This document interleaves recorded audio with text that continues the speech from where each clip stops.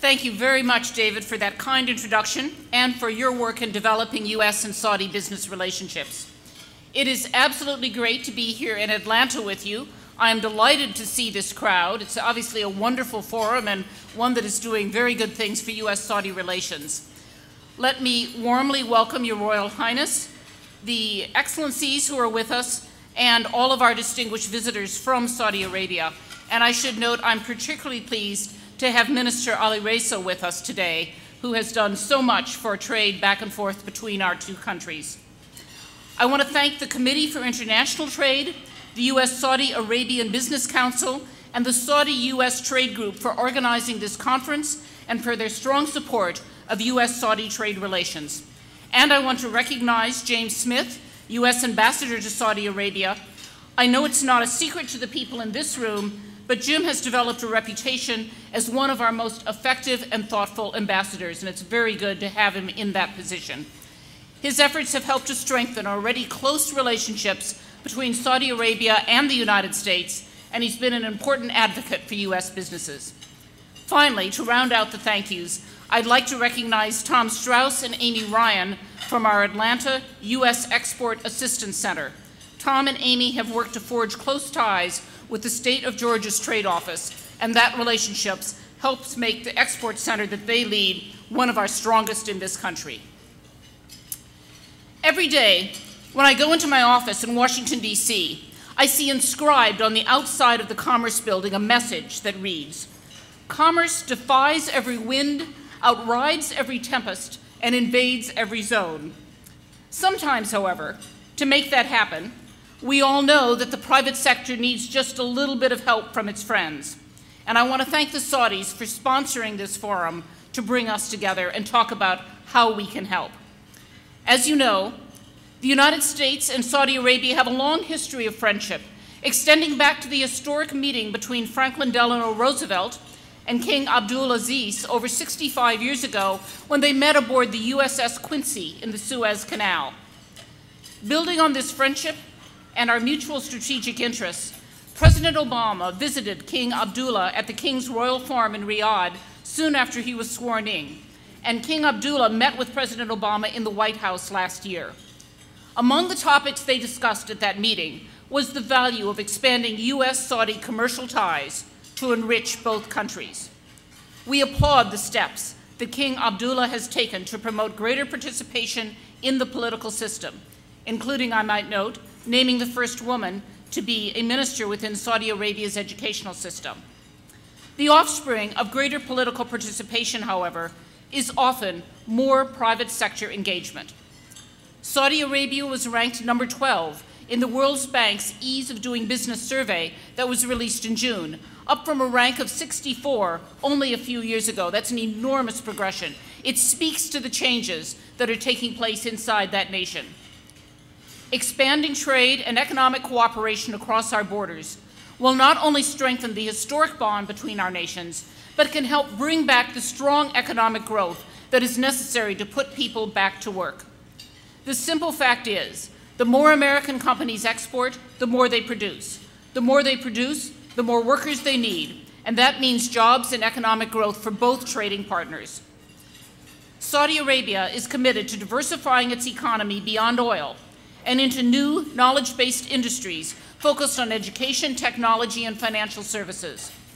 A keystone of this vision is the Saudi government's plans for a massive infrastructure investment of over $750 billion over the next 5 years.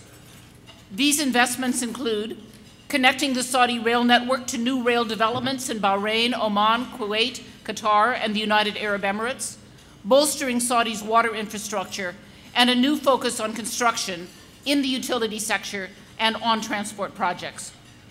As these projects come online, Saudi Arabia's rapidly expanding population and industrial base will continue to create opportunities as Saudis improve existing defense, power, healthcare, and urban infrastructures. American companies, many of which are in this room today, have been operating successfully in Saudi Arabia for nearly 70 years. They are the market leaders in several sectors. I should actually note, I was talking to someone from GE earlier this morning, and he noted they were celebrating their 80th anniversary. So I'm 70, my speech is wrong here. The American companies are market leaders in several sectors, and they have the expertise and the resources to help Saudi Arabia meet its ambitious diversification and development goals. Last year, Saudi Arabia imported $11.6 billion in U.S. goods and services and was our 22nd largest market worldwide. We're very eager to do more business together.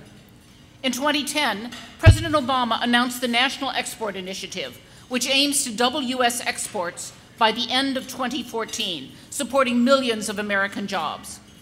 This initiative was designed with one overriding goal in mind: to get people back to work in jobs that provide security, dignity, and a sense of hope in the future.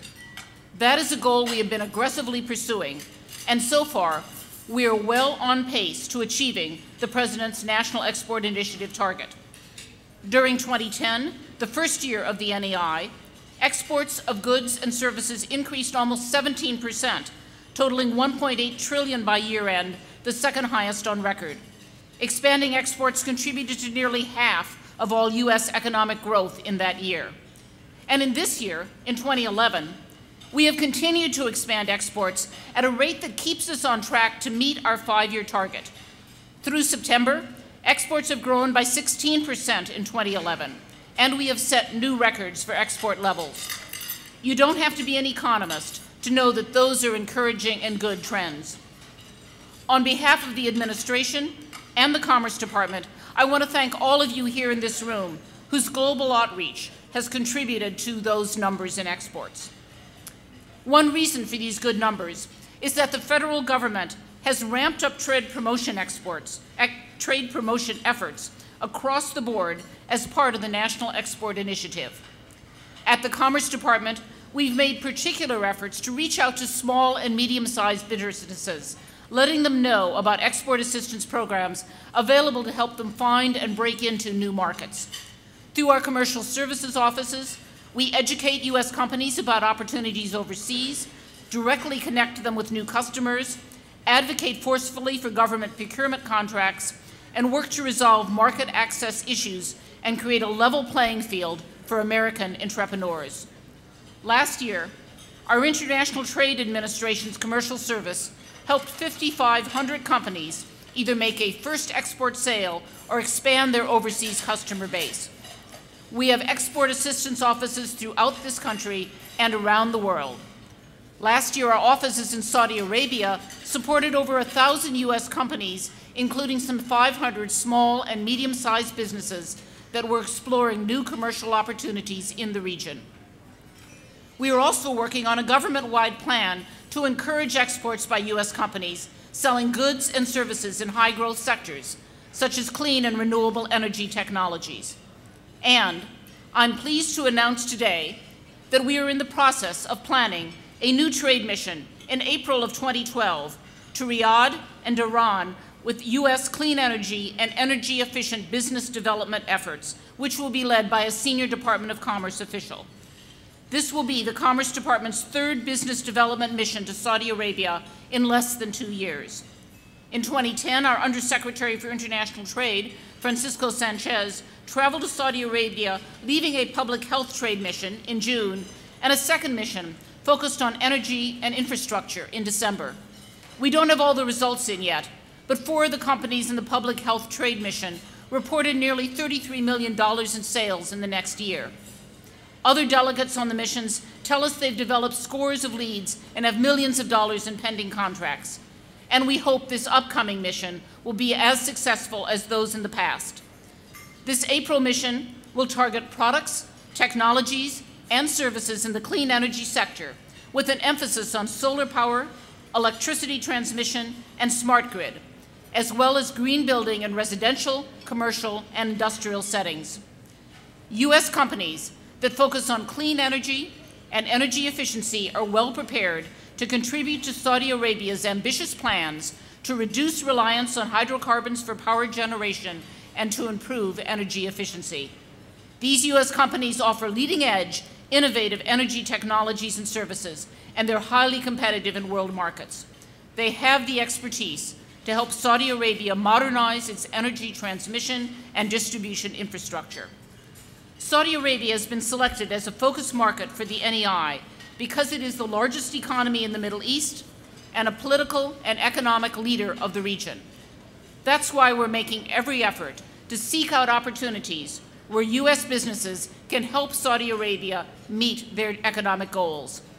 As Saudi Arabia expands its efforts to create a growing and diversified economy, U.S. companies can help it succeed to the benefit of people in both economies. The Department of Commerce stands ready to help in any way that we can. Thank you. Best wishes with the rest of this forum, and best wishes in all of your commerce in the year ahead. Thank you.